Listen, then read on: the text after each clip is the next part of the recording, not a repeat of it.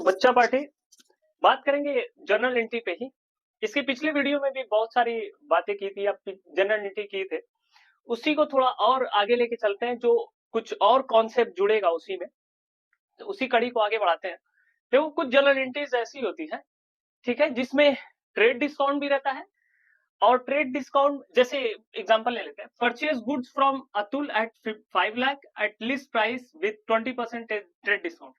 Purchase good from Atul, खरीदा गया है अतुल से 5 लाख का, ठीक है, एट लिस्ट प्राइस यानी लिस्ट प्राइस पे खरीदा गया है विद 20% ट्रेड डिस्काउंट।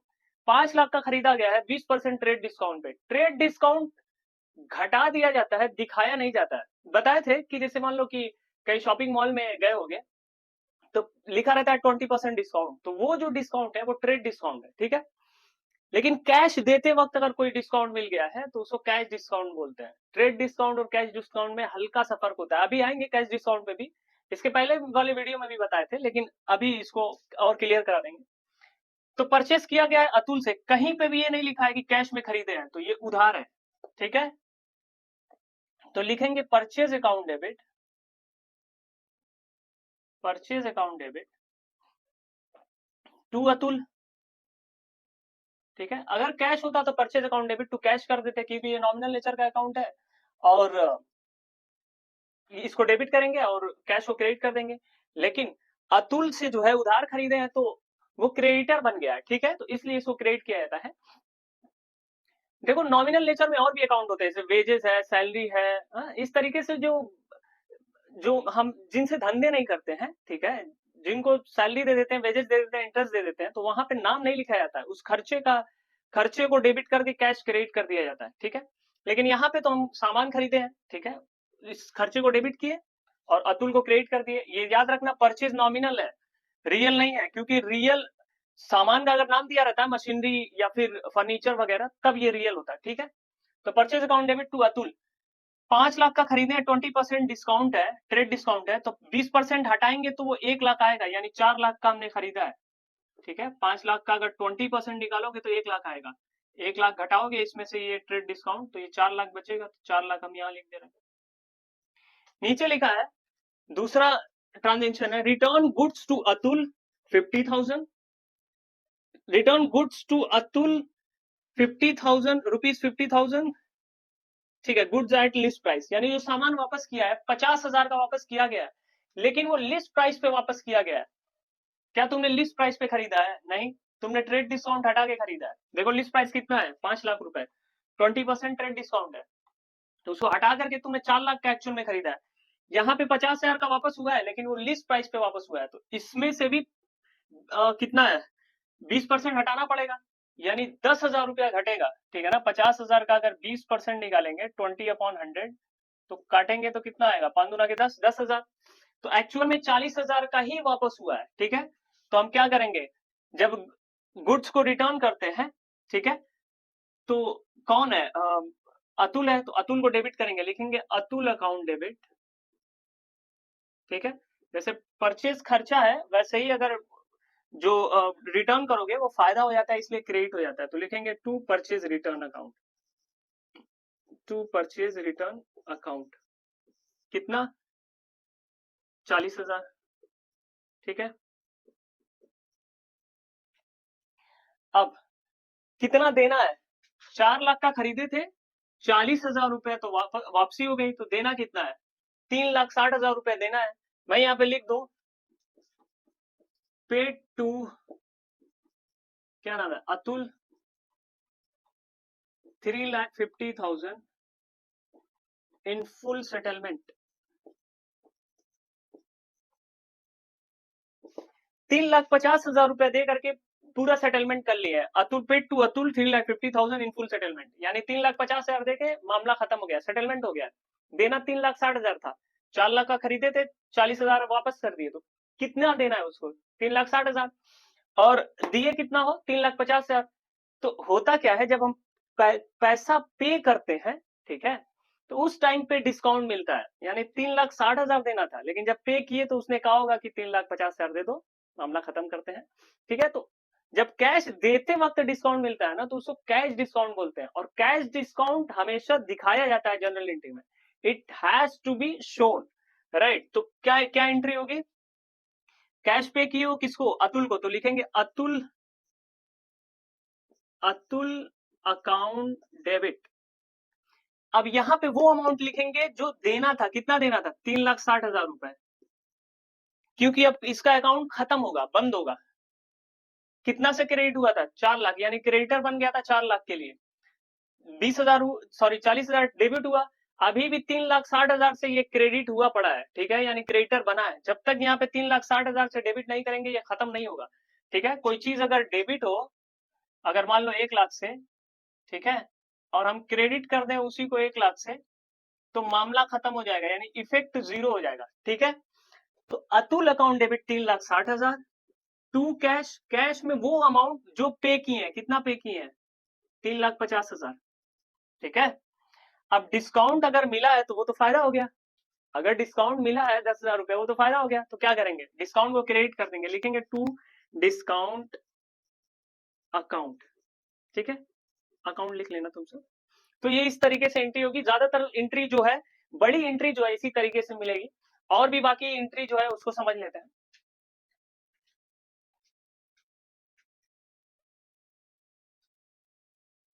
कुछ और एंट्री है जो बैंक से लेन देन करते हैं उस पे है, लिखा है paid into bank 1 lakh. Paid into bank का मतलब होता है बैंक में पैसा जमा किए, ठीक है, बैंक में पैसा जमा करते हैं, तो ये तुम्हारा बिजनेस है। जो ये बैंक है ना, एज अ पर्सन ट्रीट किया जाता है, जितने भी इंस्टीट्यूशन है, ठीक है, जितने भी बिजनेसेस है, बैंक भी एक एक समझ जाओ ना कि वो धंधा ही करता है, ठीक है, एक तरीके की दुकान ही है, वो भी धंधा करता है। करता क्या है, पैसे ले करके किसी और को, तुम्हारी जमा पूंजी को, तुम्हारी डिपॉजिट को उठा के किसी और को लोन पे चढ़ा देगा, तुमको देगा 4%, उससे ले लेगा 10%, ठीक है। तो वो जो 6% उसकी जेब में चला जाएगा, यही करता है वो, इतने शाणे होते हैं सब, ठीक है। तो अब ये जो है एज अ पर्सन ट्रीट किया जाता है, वो एक पर्सन है, बैंक को एक पर्सन की तरह ट्रीट किया जाता है। बताए थे जो बिजनेसेस है वो एज अ पर्सन ट्रीट होते हैं, तो ये क्या है, एक पर्सन है, हमने दिया है बैंक को, ठीक है, क्या दिया है, कैश दिया है जी, ठीक है। क्या इसने इस ट्रांजेक्शन में कुछ दिया है, नहीं। तो अगर इसने कुछ दे दिया होता, मशीन दे देती या कुछ भी दे देता, ये ट्रांजेक्शन से बाहर हो जाता, ठीक है, लेकिन इसने कुछ भी नहीं दिया है, तो ये इस ट्रांजेक्शन में इंक्लूड हो गया, ठीक है। कौन कौन सा अकाउंट है, एक तो ये है कैश है, दूसरा कौन सा है, ये बैंक है, ये पर्सनल अकाउंट है, और ये रियल अकाउंट है। इसका फार्मूला क्या कहता है, debit the receiver and credit the giver, यानी पाने वाले को डेबिट करना है, बैंक को डेबिट करोगे, पाने वाला है ना, तो लिखोगे बैंक अकाउंट डेबिट। कैश आ रहा है कि जा रहा है, बिजनेस से जा रहा है, क्योंकि जमा की हो ना, तो बिजनेस से पैसे निकलेंगे, क्या लिखेंगे, टू कैश अकाउंट, कितना, 1 लाख रुपए। बैंक से जो लेन देन करते हैं, बैंक में जो पैसा जमा करते हैं या निकालते हैं, उसको अगर उसकी एंट्री पास करते हैं तो उसको बोलते हैं कॉन्ट्रा एंट्री, ठीक है। अगर इसका नरेशन बनाएंगे तो लिखेंगे being cash paid to bank, ठीक है, बीइंग करके ये लिख देना, पेड इनटू बैंक, बात खत्म, ठीक है। Sold machinery to Amit 1 lakh, machinery बेची गई है अमित को, ठीक है, sold machinery to Amit rupees 1 lakh and cheque received, किसी को मशीन बेचे हैं अमित को और वो चेक दे दिया है, ठीक है। एंट्री कैसे होगी, मान लेते हैं ये बिजनेस है, ये अमित है, ठीक है, मशीन गई, ठीक है, और इसने कुछ दिया है, हाँ दिया है, इसने पैसे दिए हैं यानी चेक दिए हैं, तो ये तो इस ट्रांजेक्शन से बाहर हो गया, ठीक है, ये इस एंट्री में आएगा ही नहीं, ये बंदा आएगा ही नहीं। क्या दिया है, चेक दिया है, ठीक है जी। तो मशीन गई, चेक आया, ठीक है, तो हम लिखेंगे, चेक को लिखते हैं बैंक, तो लिखेंगे बैंक अकाउंट डेबिट, चेक भी लिख सकते हो लेकिन बेहतर तरीका ये कि चेक को बैंक लिखा जाता है, तो लिखेंगे बैंक अकाउंट डेबिट टू, ठीक है, चेक को बैंक लिखा जाता है, चेक एज अ कैश ही ट्रीट किया जाता है, वो एक यहाँ पे एक रियल अकाउंट की तरह यूज होता है, ठीक है ना। चेक दिया मतलब वो पैसे ही दिया है, ठीक है, तो as a real account treat किया जाता है यहाँ पे, तो लिखते हैं बैंक अकाउंट डेबिट, ठीक है। चेक भी लिख सकते हो, आप कहोगे कि यहाँ पे पर्सनल अकाउंट कर रहे थे, यहाँ पे आप रियल अकाउंट बता रहे हैं, चेक को पैसे की तरह ट्रीट किया जाता है, कैश क्या है, एक रियल अकाउंट है, ठीक है ना। तो बैंक अकाउंट डेबिट, चेक की जगह पे हम बैंक लिख रहे हैं या बैंक लिखा जाता है, बैंक अकाउंट डेबिट, मशीनरी आई है कि गई है, मशीनरी गई है, रियल अकाउंट का फॉर्मूला आ रहा है तो डेबिट, जा रहा है तो क्रेडिट, तो मशीन को क्रिएट करना है, लिखेंगे टू मशीनरी या टू मशीन अकाउंट। कितना है 1 लाख रुपए, तो लिख देना 1 लाख। तीसरी एंट्री कह रहा है withdrew from bank for office use 40,000 रुपए। विड्रू फ्रॉम बैंक का मतलब बैंक से पैसे निकाले हो। अगर मैं यहाँ पे हटा दूं ऑफिस यूज, तब भी इसका मतलब ये कि बैंक से पैसे निकाले हो, बिजनेस के लिए निकाले हो, यानी ऑफिस के लिए निकाले हो। मतलब एक होता है अपने खर्च के लिए निकालना, एक होता है बिजनेस के लिए पैसे निकालना। ठीक है, तो ये किसके लिए निकाला गया है, ऑफिस यूज के लिए। अगर मैं ना लिखूं, सिर्फ लिखूं विड्रू फ्रॉम बैंक, तब भी इसका मतलब यही है कि इसने बिजनेस के लिए पैसे निकाले हैं। तो हम अगर मान लो बिजनेस से पैसे, ये तुम्हारा बिजनेस है, ये बैंक है, क्योंकि बैंक को एज अ पर्सन ट्रीट करते हैं। पैसे आए हैं बिजनेस में, तो लिखेंगे कैश। क्या तुमने इसको कुछ दिया है यहाँ पे, नहीं, तो ये इस ट्रांजेक्शन में इंक्लूड हो गया। ठीक है, ये कौन सा अकाउंट है, पर्सनल अकाउंट। कैश आ रहा है तो डेबिट कर देंगे, क्योंकि कैश रियल अकाउंट है, तो क्या लिखेंगे, कैश अकाउंट डेबिट। ठीक, और ये देने वाला है तो लिखेंगे टू बैंक अकाउंट। जितना भी अमाउंट है 40,000, मैं 40 के लिख दे रहा हूं, तो ये लिख देना। अब इसके नीचे बड़ा इंटरेस्टिंग पॉइंट है, लिखा है withdrew from bank for personal use. Personal use के लिए पैसे निकाले हो, यानी ड्राइंग है ये, यानी बैंक से पैसे निकाले हो लेकिन बिजनेस के लिए नहीं निकाले हो, वो निकाले हो अपने खर्चे के लिए। ठीक है, तो वो होता क्या है अगर खर्चे के लिए निकाले हो तो पाने वाला कौन है, पाने वाला कौन है, पाने वाला है बिजनेसमैन। ठीक है ना, एज अ पर्सन। तो पाने वाला अगर पर्सन है, ठीक है, तो उसका नाम नहीं लिखेंगे, बिजनेसमैन का नाम नहीं लिखेंगे, लिखेंगे ड्राइंग, ड्राइंग अकाउंट डेबिट। अब यहाँ पे क्या तुमने कैश दिया है, कैश गिन करके नहीं दिया है, वो बैंक से निकाला है, तो लिखेंगे टू बैंक अकाउंट। ठीक है ना, यानी तुम्हारे बैंक ने पैसे दिए हैं, तो लिखेंगे टू बैंक अकाउंट। ठीक है, देने वाला कौन है, बैंक। आ रही बात समझ में, तो लिखेंगे टू बैंक अकाउंट। और पाने वाला कौन है, ये बंदा जो मतलब तुम खुद पाने वाले हो, तो तुम अपना नाम नहीं लिखोगे, लिखोगे drawing account debit to bank account. कितना, 50,000। ठीक है, ये इस तरीके से होगी। और भी जो एंट्रीज है, स्क्रीनशॉट ले लो, लेना है तो, और बाकी एंट्रीज देख लेते हैं।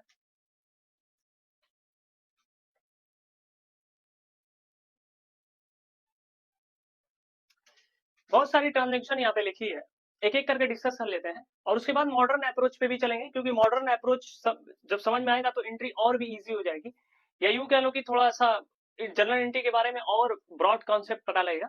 ठीक है, पहला है सैलरी पेड बाय चेक। देखो सैलरी पे की हो, सैलरी एक खर्चा है, और खर्चे को सीधा सीधा डेबिट करते हैं, लिखेंगे salary account debit, salary account debit. अब यहाँ पे टू कैश नहीं लिखेंगे, अगर चेक से पे की हो तो सीधा सीधा बैंक लिख देंगे। ठीक है, अगर इंटरेस्ट पे करते तो लिखते interest account debit to bank, अगर चेक से करते तो। और अगर कोई कमीशन पे करते तो commission account debit to bank. और अगर कुछ भी जैसे मान लो सैलरी है, वेजेस है, इंटरेस्ट है, कमीशन है, इस तरह का जो भी खर्चा है, वे ऑक्ट्रॉय है, मतलब चुंगी उंगी लगती है, तो ये सब डेबिट करके बैंक क्रेडिट कर देंगे। अब कैश में दियो तो कैश को क्रेडिट कर देना। ठीक है, income tax, income tax drawing होता है, ध्यान रखना, ये इनकम टैक्स ड्राइंग होता है। इनकम टैक्स का मतलब होता है बिजनेसमैन ने इनकम टैक्स भरा है, अब वो जो इनकम टैक्स है ना, वो पर्सनल अकाउंट है, पर्सन पे लगा है। ठीक है, तो वो ड्राइंग है, यानी वो बिजनेस से पैसे निकाल करके इनकम टैक्स भरेगा। ठीक है, तो हम लिखेंगे drawing account debit, drawing account debit किससे, चेक वेक कुछ नहीं लिखा है तो कैश लिखेंगे टू कैश अकाउंट। कितना, जितना भी अमाउंट 20,000 लिख देना, यहाँ पे 10,000 था तो 10,000 लिख देना। ठीक है, अब goods given as charity, goods as a charity दिया गया। चैरिटी क्या है, एक नॉमिनल नेचर का अकाउंट है, यानी कि ये दान वान देते हैं हम लोग, तो ये एक तरीके का कह लो ना, वैसे तो एडवर्टीजमेंट होता है, जो दान देते हैं एक्चुअल में एडवर्टीजमेंट होता है, और वो खर्चा ही है। ठीक है, खर्चा नहीं है बल्कि नुकसान है, कह सकते हो। ठीक है, तो एडवर्टीजमेंट को नॉमिनल नेचर का अकाउंट है, तो ये goods given as charity, charity को एडवर्टीजमेंट लिखो या चैरिटी ही लिख दो, हम लिखते हैं advertisement. Advertisement account debit, cash नहीं दिया गया, गुड्स दिया गया, और जब भी गुड्स दिया जाता है ना तो उसको लिखते हैं परचेज, लिखेंगे to purchase account, to purchase account. कितना है, जितना भी अमाउंट होगा अमाउंट लिख देना, अमाउंट से क्या होगा, ठीक है। अब receive a cheque in full settlement, अब इस बाकी एंट्रीज को बताने से पहले कुछ मॉडर्न अप्रोच है जनरल एंट्री पास करने का, उसको समझा दे रहा है, बहुत इजी है ये तो। जो ट्रेडिशनल अप्रोच जो भी बताए थे, जो रियल अकाउंट, नॉमिनल अकाउंट और पर्सनल अकाउंट, ये तीनों फार्मूला है, उस पे जो जनरल एंट्री बनती है उसको बोलते हैं क्या बोलते हैं, देखो भूल गया मैं, ठीक है। एक होता है मॉडर्न अप्रोच और एक होता है ट्रेडिशनल, उसको ट्रेडिशनल अप्रोच बोलते हैं, यानी ट्रेडिशनल अप्रोच। ट्रेडिशनल अप्रोच का मतलब वो थोड़ा पुराना है, ठीक है, वो ज्यादा दिन से चला आ रहा है। मॉडर्न अप्रोच का मतलब नया है, मॉडर्न का मतलब ये होता है नया, तो वो नया है थोड़ा, उसको देख लेते हैं, वो और इजी है, ठीक है। ये तीनों ऊपर की एंट्री भी मिटा दे रहे हैं।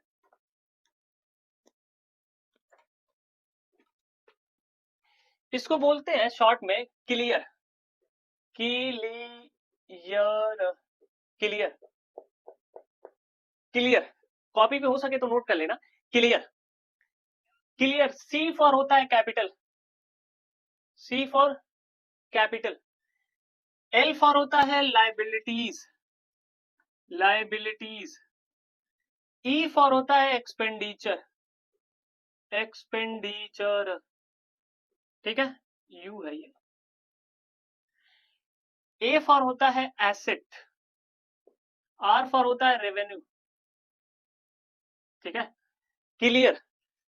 सी for capital, L for liabilities, E for expenditure, A for assets, R for revenue. अब होता क्या है, कैपिटल का मतलब होता है जो बिजनेसमैन बिजनेस में पैसा लगाता है उसको कैपिटल बोलते हैं, बिजनेसमैन अगर बिजनेस में पैसा लगाए उसको कैपिटल बोलेंगे। लाइबिलिटीज का मतलब होता है कि अगर किसी को पैसे चुकाने हैं उसको लाइबिलिटीज बोलेंगे। जैसे मान लो तुमने किसी से उधार खरीद लिया तो तुम्हारे ऊपर बोझ बन गया, तो लाइबिलिटी का मतलब होता है बोझ। जैसे मान लो किसी से कुछ खरीद लिया है तो तुम्हारे बिजनेस उसको पैसा पे करेगा ना, किसी से भी अगर खरीदोगे तो तुम्हारा बिजनेस उसको, यानी तुम एज ए चौकीदार अपने बिजनेस से पैसे उठा के दोगे, ठीक है, तो वो तुम्हारे बिजनेस पे एक लाइबिलिटी है, ठीक है, एक बोझ आ गया है। अगर उधार खरीदोगे तो बोझ आ जाएगा, किसी से उधार पैसे ले लो बोझ आ गया, ठीक है। तो ये जो है बोझ को लाइबिलिटी बोलते हैं, सिंपल लैंग्वेज बता रहा हूं मैं। एक्सपेंडिचर का मतलब होता है खर्चा, ठीक है। एसेट्स का मतलब होता है संपत्ति, यानी जो फ्यूचर में कुछ इकोनॉमिक बेनिफिट दे दे उसको एसेट बोलते हैं। बिजनेस की जो भी संपत्तियां होती हैं जैसे बिल्डिंग है, जमीन है, यानी फ्यूचर में ये सब इकोनॉमिक बेनिफिट, पैसे तो मिल ही जाएंगे ना, जमीन है, बिल्डिंग है, मशीन है, हाँ, और जो भी मटेरियल बना के बैठे हो तुम, जो भी सामान है वो, और कैश, ये सब क्या है, एसेट है। और किसी से बकाया है, मान लो कोई किसी को 10,000 रुपए दिए थे, वो पैसे देगा तुमको, उसको डेटर बोलेंगे, ठीक है, तो वो भी एसेट है। जैसे मान लो किसी बैंक में पैसे जमा कर दिए, तो बैंक में अगर तुम्हारा पैसा जमा है तो बैंक तुम्हारा डेटर है, तुमको पैसे देगा, तो वो एसेट कहलाएगी, यानी बैंक तुम्हारा एसेट है। अगर 10,000 जमा किए तो 10,000 के लिए एसेट है वो। रेवेन्यू का मतलब होता है इनकम, यानी कि मान लो वेजेस मिल गई है, सैलरी मिल गई है, हाँ, इंटरेस्ट मिल गया है, और कहीं से इस तरीके से का फायदा हो गया है, तो उसको रेवेन्यू बोलेंगे, ठीक है। कैपिटल मतलब बिजनेस में जो बिजनेसमैन पैसे लगाएगा उसको कैपिटल। लाइबिलिटी का मतलब बोझ, यानी उसको फर्दर फ्यूचर में पैसे चुकाना है, उसको लाइबिलिटी बोलेंगे। एक्सपेंडिचर का मतलब होता है खर्चा। एसेट का मतलब इसी का उल्टा होता है, यानी फ्यूचर में कहीं ना कहीं से पैसे मिल सकते हैं, उसको एसेट। रेवेन्यू का मतलब होता है कुछ छोटे छोटे जो फायदे हो जाते हैं, यानी जैसे मान लो वेजेस मिल गई, सैलरी मिल गई, हाँ, और कहीं से लॉटरी वॉटरी लग गई, वो रेवेन्यू कहलाएगा। अब डेबिट और क्रेडिट के रूल क्या है, अगर कैपिटल बढ़ी, अगर कैपिटल बढ़ी तो क्रेडिट, अगर कैपिटल बढ़ी तो क्रेडिट, अगर कैपिटल घटी तो डेबिट, ठीक। ठीक वही लाइबिलिटी, अगर लाइबिलिटी बढ़ी तो क्रेडिट, अगर लाइबिलिटी घटी तो डेबिट। कैपिटल बढ़ी तो क्रेडिट, कैपिटल घटी तो डेबिट, लाइबिलिटी बढ़ी तो क्रेडिट, लाइबिलिटी घटी तो डेबिट, यानी दोनों सेम है। वैसे ही एक्सपेंडिचर, अगर एक्सपेंडिचर बढ़ा तो डेबिट, एक्सपेंडिचर घटा तो क्रेडिट, ठीक, यानी खर्चा अगर बढ़ गया तो डेबिट, खर्चा अगर कम हो गया तो क्रेडिट। एसेट के साथ अगर एसेट बढ़ी तो डेबिट, अगर एसेट घटी तो क्रेडिट। यानी एसेट बढ़ जाएगी तो डेबिट, एसेट घटेगी तो क्रेडिट। रेवेन्यू अगर बढ़ा यानी इनकम बढ़ी, फायदा हुआ तो क्रेडिट, फायदा कम हो गया तो डेबिट। यानी ये दोनों एक जैसे हैं, ये दोनों एक जैसे हैं, ये बिल्कुल ऊपर जैसा है। ठीक है, आ रही बात समझ में? तो इसको हो सके तो कॉपी पे नोट भी कर लेना या स्क्रीनशॉट ले लो। फिर से बता देना, कैपिटल अगर बढ़ी तो क्रेडिट हो जाएगा, घटेगी तो डेबिट हो जाएगा। लायबिलिटी बढ़ेगी तो क्रेडिट, लायबिलिटी घटेगी तो क्रेडिट। एक्सपेंडिचर अगर बढ़ा तो डेबिट, यानी खर्चा बढ़ेगा तो डेबिट, क्योंकि नॉमिनल है ना, और खर्चा घटा तो क्रेडिट। एसेट बढ़ जाएगी तो डेबिट, एसेट घटेगी तो क्रेडिट। रेवेन्यू अगर बढ़ेगा तो क्रेडिट, घटेगा तो डेबिट। अब बहुत इजी है ये। अब कैसे पहचानेंगे कि कौन सा एसेट है, क्या है इसमें? लिखा है receive a cheque in final payment of 60 पैसे in a rupees from Y who owed us 10,000 rupees. Receive a cheque, एक चेक रिसीव किया है, किससे? Receive a cheque final amount of 60 पैसे in a rupees from Y, यानी कि उससे कुछ बकाया था। 60 पैसे इन रुपीज का मतलब 1 रुपए में 60 पैसा, यानी जितना अमाउंट है उसका 60% निकाल लो। कह रहा है from Y who owed us 10,000 rupees, 10,000 रुपए बकाया लगाया था, इसने 1 रुपए में 60 पैसे दिया है। यानी ये जो 10,000 है इसको 1 रुपए मान लिया है और उसमें से 60 पैसे मिला है। 1 रुपए में 100 पैसे होते हैं, ठीक है, तो 60 पैसा कितना होगा, यानी 60% निकाल लो तो 6,000 होगा। यानी ये मिल गया है, बाकी पैसा डूब गया है। ठीक है, तो पहले तो लिखेंगे कैश अकाउंट डेबिट, लिखा है ना रिसीव अ चेक, अगर चेक मिला है तो बैंक लिख देना, बैंक अकाउंट डेबिट। कितना मिल गया है जी? 6,000 रुपए मिल गया है। ठीक है, और कितना लेना था इससे?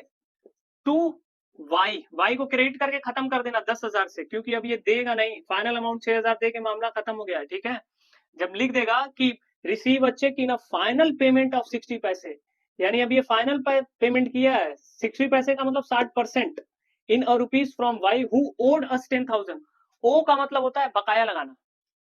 हु ओड अस, जिसने हमें बकाया लगाया था 10,000 रुपीज, यानी वाई हमसे बकाया लगाया था, वो डेटर था। आ रही बात समझ में? अब देखो, अब इसको समझाने का इस तरीके से समझाने का देखो क्या तरीका है। अगर बैंक क्या है, अगर बैंक तुम्हारा एक डेटर, यानी अगर बैंक में पैसा आ गया है, चेक का मतलब होता है तुमने बैंक में लेकर के गए होगे। ठीक है, तो यहाँ पे, या इसको ऐसे भी देख सकते हो, अगर चेक आया है तो उसको रियल अकाउंट मान लो। ठीक है, रियल अकाउंट छोड़ो, अगर तुम इस हिसाब से देखोगे तो वो एसेट है। कैश एक एसेट है। ठीक है, कैश क्या है? एक एसेट है। तो वैसे ही अगर चेक है तो वो भी एक एसेट है। तो बैंक क्या है? एक एसेट, एसेट बढ़ेगी तो डेबिट, डेबिट हो गया। ठीक है, और ये क्या था? एक डेटर था। वाई क्या था? वाई एक डेटर था। और डेटर जब भी कम होगा, यानी जो एसेट कम होगी, डेटर एसेट होता है जिससे बकाया है, अगर तो वो एसेट है, वो जब भी कम होगा, पैसे दे दिया तो कम हो गया है ना, तो वो क्रेडिट हो जाएगा। क्रेडिट कितने से होगा? 10,000, क्योंकि अब ये दोबारा पैसे नहीं देगा। 4,000 जो डूबा है उसको लिखेंगे bad debts account debit, bad debts account debit 4,000। ये जो है एक्सपेंडिचर में आएगा, यानी ये 4,000 जो है, अगर तुम्हारा एक्सपेंडिचर बड़ा है तो उसको डेबिट कर देंगे, तो ये बड़ा है इसीलिए इसको डेबिट कर दिए। अगर मॉडर्न अप्रोच से देखोगे तो, ये मॉडर्न अप्रोच से समझाया, bank account debit, bad debts account debit to Y. Y को क्रेडिट क्यों किए हैं? क्योंकि ये डेटर था, यानी पैसे देने वाला था। डेटर का मतलब होता है पैसे देने वाला, तो उसने उसको पैसे, वो पैसे देने वाला था, उसको क्रेडिट कर दिए। ठीक है, और ये एसेट बढ़ी है, उसको डेबिट कर दिए। ये नुकसान था यानी एक्सपेंडिचर था, उसको डेबिट कर दिए। ठीक है, अगर ट्रेडिशनल अप्रोच से देखोगे तो ये गिवर है उसको क्रेडिट कर दिए, ये रियल अकाउंट है उसको डेबिट, ये नुकसान है उसको डेबिट कर दिया। ठीक है, इसकी सेपरेट एंट्री भी बन सकती है, bank account debit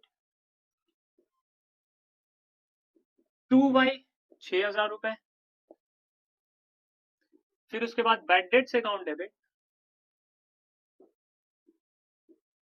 to Y 4,000 रुपए। तो अगर देखोगे तो यहाँ 6,000 से क्रेडिट है, यहाँ 4,000 से क्रेडिट है, सीधा सीधा 10,000 से क्रेडिट हो गया दोनों जोड़ के। बैंक यहाँ पे डेबिट है 6,000, 6,000 से डेबिट। बैड डेट्स यहाँ पे 4,000, 4,000 से यहाँ डेबिट। तो वाई ही क्रेडिट हुआ है, सीधा सीधा वाई को क्रेडिट करो 10,000 से, क्योंकि 6,000 ही है, 4,000 ही है।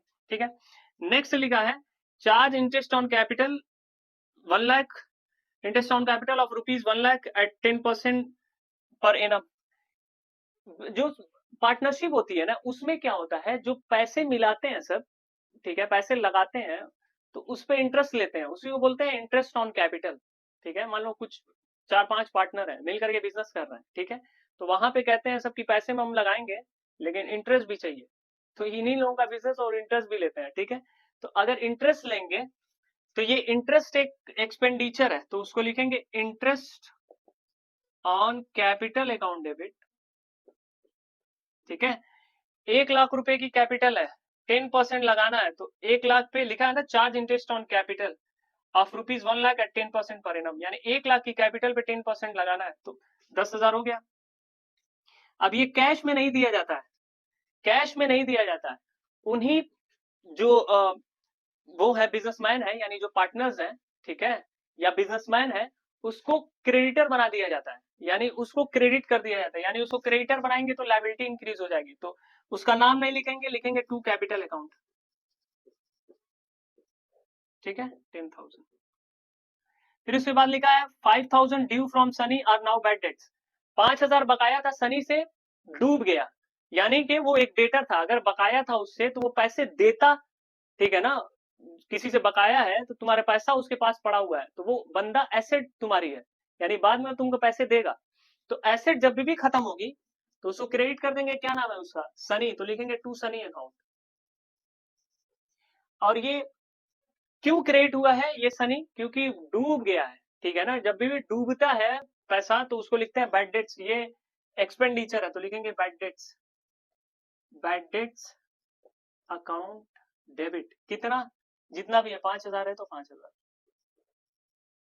ठीक है, उसके बाद लिखा है चार्ज डिप्रिसिएशन 10% ऑफ बिल्डिंग 50,000।